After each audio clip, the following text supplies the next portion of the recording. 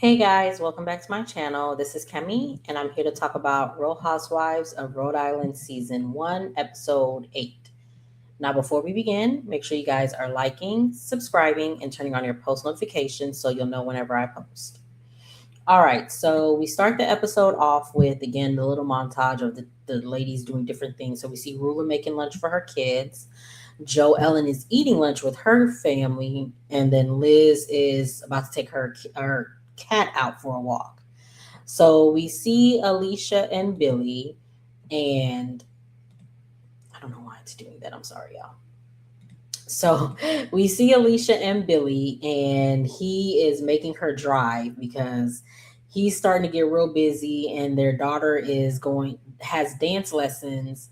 Um, she has dance lessons 5 days a week. So Alicia's going to need to start picking her up and dropping her off and picking her up or whatever. So he talks about her car having 2,000 miles on it and it's already a year old. Before they get in the car, they're arguing about a four-leaf clover. And she's really nervous about driving. But she has to start driving. So they're on the road, and she is like just not driving reckless, but she's real nervous about it. She's um, anxious about it. She's passing through stop signs, just terrified. Basically, that lady hates driving, and it was just like, girl. I mean, if you could have a driver, then have a driver, I guess, at this point. But she gonna have to start driving her baby around. So she goes over the bridge, which is she was terrified of doing. So she makes it over the bridge, and she's talking to her husband, talking about the video of Brian and the mistress, and she doesn't know what to do about it. And and he tells her to do what feels right. So we see in the confessional, she said if it was a video of her man out, doing that, she would hope that one of her friends would tell her, but she doesn't think that Rula wants to hear it. So she doesn't know what to do. So we see Rosie and Rich. They're at home, and they're talking about the construction on the house, and they go on a walk with the dog, and then she tells them about the trip and what happened with her and Kelsey. And she tells him about Kelsey's living situation. And she's going to ask Kelsey to do her hair again, and this time she's going to make sure to post it. So she says she feels like she's doing everything to make them happy. But he tells her, if they come at you unwarranted, then you got to push back and speak your mind, because they don't respect you, and if you don't push back, they're going to continue to do so. So we see Kelsey. She is at her place, and she is moving in. Her mom and her sister come over, and they are happy. She's happy that they are there to help her, because she's so used to someone always doing everything for her. So they're trying to put the house together. They ask her how her sister asked her how much is the rent, and she's just like, I don't know. And they're just like, what? And she's just like, yeah, he's paying for it. And so they ask, well, what else is he paying for? And she says, he's paying for her health and her car insurance or whatever. So they talk about, changing when you get to certain ages, like who you were in your 20s isn't the same person that you are in your 30s, and that, you want different things or whatever. They ask her if she wants marriage, and she's just like, yeah. And they ask if she sees it with Billy, and they say, yeah. And then he comes over to help. So she says in her confessionals that her parents didn't approve of her relationship with her ex. They approved to a certain degree, but not really. And they really didn't approve because, well, her mom really didn't like it because she knew that he didn't want kids and she wants a grandbaby, basically. So she says, she's not ready to have a baby right now. And Billy, she's not ready to have a baby right now, but Billy is happy. Yeah, she's not ready to have a baby right now. Sorry. So they back in the scene. Billy is happy that she's going to sell her car because it's one less thing that her ex will be paying for. So we see Ashley. She is at home. She's giving her son medicine. So we find out that he had a cold induced. He had a cold induced asthma attack, which is why they took him to the hospital. She's happy. She's glad that she was able to get there because it could have been worse. And last episode we found out that her dad was a doctor, and her dad is the one who told her mom to take him to the ER or whatever. So she's happy that her mom was, she's happy that her mom was there, and that she was close by because um, things could have been worse. So she's there with her friend, and they talk about the trip, and she had a good time, and she's happy that she's getting to know them. They talk about how she makes money. She makes more money doing content on IG than they make with the coffee shop, and she wishes her husband would do more of that because he would bring in more money that way than he would at the coffee shop. But again, like they say, you want to do something that you have fun doing. I forgot what the saying is, but that man don't want the coffee shop is his baby. That's what he enjoys doing. Um I don't even know if he really enjoys it because she makes it seem like he's really stressed out about it. But if that's what he enjoys, then girl, let him have it. You bring it in the money, so bring in the money. So is we see Joellen. She's at her grandpa's house, and her mom and her sister come over, and they're like, they're reminiscing, and they're looking at old pictures of them or whatever. And then, um, let's see. Joellen tells her mom that because they're looking at the pictures, and I forgot what happened, but something happened. And Joellen tells her mom that she was a parent and she should have taught her how to be respectful and kind because she isn't now, and she hates that about herself. Her mom laughs it off, but then she realizes that Joellen is serious. So Joellen wants to know what she did to make her mom send her away so many times. And her mom says her behavior was out of control. Joellen was just like, no, it wasn't. Her mom apologizes if she hurt her. She didn't do it intentionally. She starts to cry, and she says she had too much on her plate and she was overwhelmed. Joellen asked, why didn't you love me? She says she did. And if she didn't show it, that's how she was raised.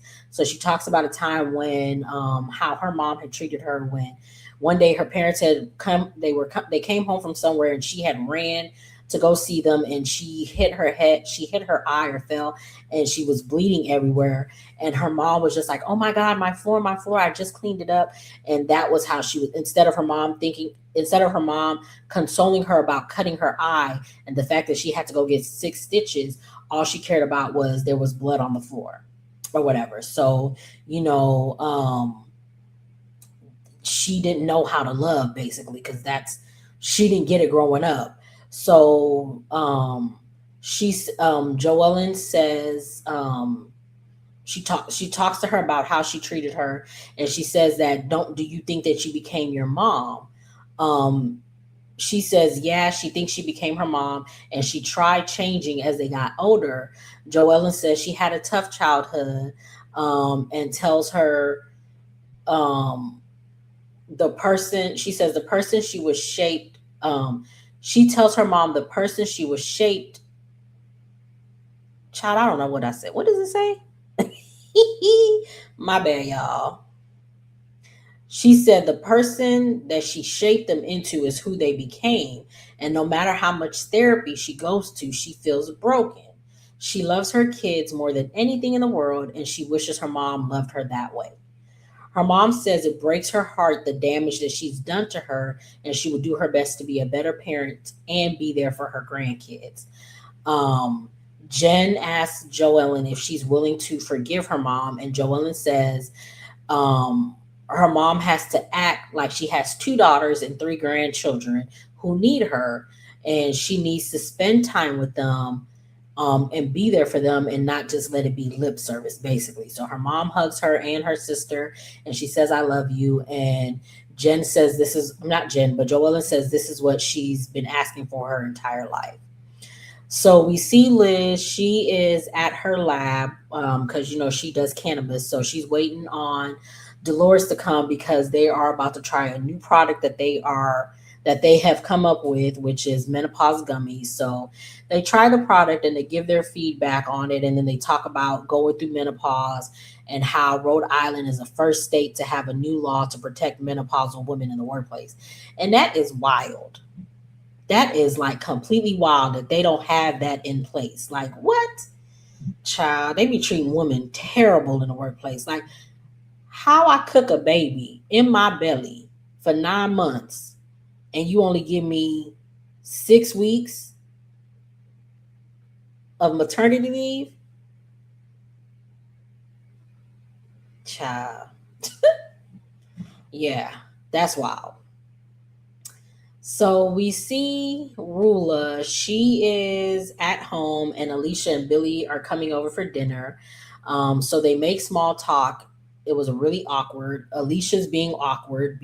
Well, she's not being awkward, but she's like she doesn't know what to do since she saw the video. She still hasn't shown Rula, of course, and she doesn't know if she's gonna show Rula the video. Brian is awkward because he's always awkward. The dinner is awkward. It's just like this whole situation was just like it felt like Rula was inviting them over to show them that, look, I have a loving relationship. That's what it looked like. But then Brian is like really awkward. He talks about how Alicia asked him how they started dating, and the story that he told was just like, what? It was like, huh? And then Rula was just like, oh my God, he took 2 shots and now he just won't be quiet. And that whole scene was awkward. I'm not even gonna lie to you. It was really awkward. And I don't know how Rula and Brian ended up together because they just look awkward together. Child, I don't know. So we get to the nitty gritty of the episode. Child. So we see Kelsey. She's on her way to do Rosie's hair. She's on the phone with her boyfriend Billy, and she's telling him that she's gonna make a joke about the house to Rosie since they are past it. We see Rosie. She's at home on the phone with her husband, and she's telling him how she has the blueprint of the house so she can show it to Kelsey so that she'll believe her. So Kelsey pulls up. She has sirens blasting, and then on the loudspeaker, she's just like, "House police, house police." The suspect says 8,000 square feet, but it looks more like 8,000 inches. Rosie comes out and she's pissed because she's just like, this is a quiet neighborhood and they have a no loud noise ordinance in there or whatever. So she's pissed about her making all this noise and this racket or whatever. So Kelsey comes in, she sees the blueprints. Rosie gives her a measuring tape, and she's just like, see, you can go measure it. Let's go measure it since you want to know how big it's going to be or whatever. And then she says something about, Rosie wants to know why she has an issue. Oh no, she said, what was the issue? And it's weird and she doesn't like it. And she says something about, when I said in February it was 8,000 feet, but now it's going down to 5,000 feet. And it was just like, girl, so were you lying about your square footage of your house? Or it looks like you lying, because if at the polo event you said, oh, we're building an 8,000 square feet home, but now you're saying it's going to be 5,000 square feet. It's just like, why you put all them inches on it? Them square feet on it. But again, who cares? But I digress. So Kelsey thought they were in the place where they could laugh about it, and Rosie isn't here for it. She says, you attacked everything about me, and this is a nice neighborhood and a quiet neighborhood. Kelsey is just like, it was a joke. And Rosie says, well, I don't think it's funny. Kelsey doubles down on it being a joke. And Rosie in her confessional says, her doing this shows that she didn't want to move forward. So they're going back and forth, and Rosie is at this point. Rosie is just pissed, and she's just like, "Get out of my house, leave. I don't want you here." They're getting in each other's face. Kelsey like pushes her out of her face. Rosie keeps telling her, "Get out of my house, get out of my house." Like she's like beyond pissed about this. She grabs her things and she takes it downstairs. She puts it outside of her house. She kicks her out, and she rushes past her, pushes her out the way. She put Rosie pushes Kelsey out of the way. Kelsey is just like, "Don't you ever touch me." Then Rosie slams the door in her face. And Rosie was saying like, "Everybody in Rhode Island knows that you sleep with married men, da da da, all this other stuff." Kelsey walks back in the house and she says, "For the record, I've only had 6 boyfriends, blah blah blah blah blah." And then Rosie is over her banister, cursing her out and saying, "You're a slam pig," and da da da, all this other stuff. And that's how the episode ends. So, child, yeah, that was a wild episode. Ooh, but yeah. So what I will say for this, my issue with Kelsey is this lady is telling Rosie is telling you how she feels. Like she told you in the last one, the way that you said that compliment, it was backhanded, and she felt like it was backhanded. Instead of Kelsey saying, "Well, I'm sorry, and I didn't mean for it to come off as a backhanded compliment. That's not how I meant it." She keeps doubling down and saying, "Well, I said it nicely," and da da da da da. And it's just like, you can say something nicely, but it's not gonna take away how someone took it. And then also, y'all aren't that close enough where you can joke with her about a situation that caused y'all strife in the first place. Y'all haven't gotten to that point yet. Y'all literally just made up 2 days ago. So now for you to come making this big ordeal and making joke of it, making fun of it, and the lady is telling you, "I don't think it's funny," instead of you saying, "You know what? I apologize. I thought we could joke about it. I thought it was funny. I apologize. I shouldn't have done it." You keep doubling down on, "Well, it was a joke. Well, it was funny." Well, she didn't take it as a joke, and she didn't take it as funny. And honestly, it wasn't, because y'all aren't at that place. Y'all aren't friends like that to be joking like that.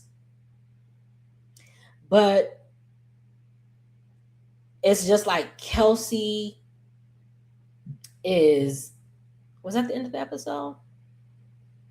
Child, I feel like I missed something.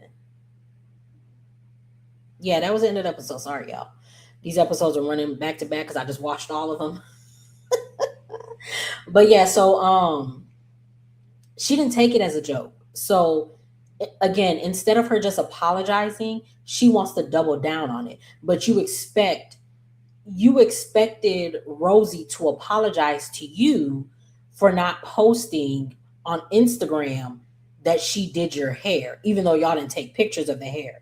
You want Rosie to apologize to you for that, but you can't apologize to her when she's telling you that you hurt my feelings. I didn't think this was a joke. You keep doubling down on it. And it's just like, mm, you're being a mean girl. And I don't like it. I don't like it. I don't like Kelsey. Like, I don't see it for Kelsey, because it's just like, that's not cool. Like, again, y'all aren't friends enough. Y'all aren't friends enough to do that. Like, that was a backhanded compliment, and you should have apologized for the compliment when the girl told you how she felt. But because you want to run over her and make it seem like you the big dog, you are like, "Well, you're gonna have to take it or leave it." And it's just like, I don't have to take it or leave it. I can leave you, and that's what she's doing. But you keep starting with her. So yeah. But make sure you guys are liking, subscribing, and turning on your post notifications. Get down in the comments. Tell me what you guys thought of this episode, and I will see you guys in the next one.